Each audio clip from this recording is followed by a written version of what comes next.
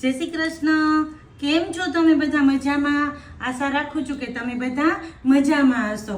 આજે બનાવવું છે ચવાણાનું શાક।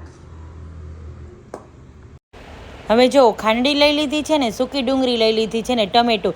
સૂકી ડુંગળી અને ટમેટાની ખાંડડીમાં આપણે પેસ્ટ બનાવવાની છે। આમ તો મિક્સીમાં બનાવી શકીએ, પણ ખાંડડીમાં હું એટલા માટે બનાવું છું કે પેસ્ટ થોડી આખા ભાગી એ રહે અને આ શાકનો ટેસ્ટ પણ વધી જાય। તો આમાં હું જો બધા બેઝિક મસાલા નાખું છું ને, થોડા એવા ધાણા નાખું છું। હવે આ બધું વાટી લેવાનું છે અને આ થોડું ખરટ રહે ને એવી રીતે વાટવાનું છે, સાવ પેસ્ટ નહીં પણ આખા ભાગું। જો મેં વાટી લીધું છે।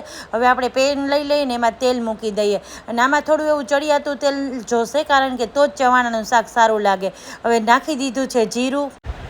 હવે એમાં નાખી દીધી છે હિંગ, લીમડાના પાન અને સૂકું મરચું, અને પછી આપણે જે બનાવેલી પેસ્ટ છે ને, હા એ નાખી દઈએ છીએ।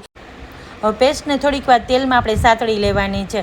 અને આ શાક છે ને, જ્યારે ઘરમાં કોઈ શાક ન હોય ને બનાવીએ ને તો પણ સરસ ઇઝી રહે છે આપણને બનાવવામાં, અને ટેસ્ટમાં તો વાત જ ન પૂછો કે આપણે મિસલ પાઉં ખાતા હોય ને, હા એવું લાગે। અને જ્યારે વાડીઓમાં કે ખેતરમાં પ્રોગ્રામ હોય ને ત્યારે પણ આ શાક અચૂક બનાવે છે। હવે જો આદુ મરચાંની પેસ્ટ નાખી દીધી છે અને પાણી નાખી દીધું છે। આમાં પાણી પણ થોડું વધારે જોશે, કારણ કે આમાં શું ચવાણામાં બધું હોય ને તો પાણી તરત પીવાઈ જાય એટલા માટે। તો હવે પાણી ઉકળી ગયું હતું અને ચવાણું નાખી દીધું છે। અને ચવાણું છે ને થોડુંક ગળાશ પડતું, તીખાશ પડતું એવું છે, એટલા માટે હું આમાં ગળાશ કે એવું તો કંઈ નથી નાખવાની। ઉપરથી કાશ્મીરી મરચું નાખી દીધું છે, થોડોક મરઈ પાવડર નાખી દીધો છે, ગરમ મસાલો નાખી દીધો છે। હવે આ બધા મસાલા તો શું પેકેટમાં અંદર જ ચવાણામાં આવે જ છે, તો પણ મેં થોડા એવા નાખ્યા છે ટેસ્ટ માટે। હવે જો તવો લઈ લીધો છે ને, એની ઉપર બટર મૂકું છું। બટરમાં મેં જીરું નાખ્યું છે। હવે જીરું સતળાય છે એટલે લીલા લસણની કળી નાખી દેવાની છે।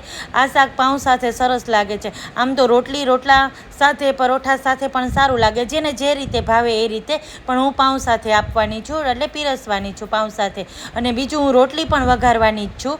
હવે જુઓ આ પાઉં શેકાઈ જાય છે આ રીતે, અને થોડા ક્રિસ્પી કરવાના એટલે સરસ લાગે આ ચવાણાના શાક સાથે। હવે પણ પાઉં એ થઈ ગયા છે, શેકાઈ ગયા છે। હવે શાકનો ગેસ મેં બંધ કરી દીધો, તો ઉપરથી એક લીંબુનો રસ નાખ્યો છે, કારણ કે ગળાશની સામે ખટાશ બેલેન્સ કરવા। હવે ગેસ ચાલુ કરું છું ને, અહીંયા રોટલી વઘારવી છે, ખાટી રોટલી છાશવાળી કરવી છે।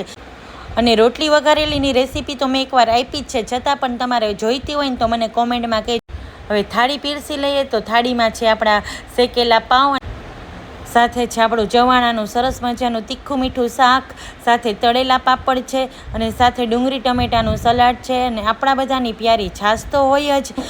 ચવાણાનું શાક અહીં અમારે તો રાજકોટમાં મળતું જ નથી। હવે તમારે કોઈને કોઈ સિટીમાં મળતું હોય તો મને જરૂરથી કહેજો, અને આ શાક ઘરે જરૂરથી બનાવજો।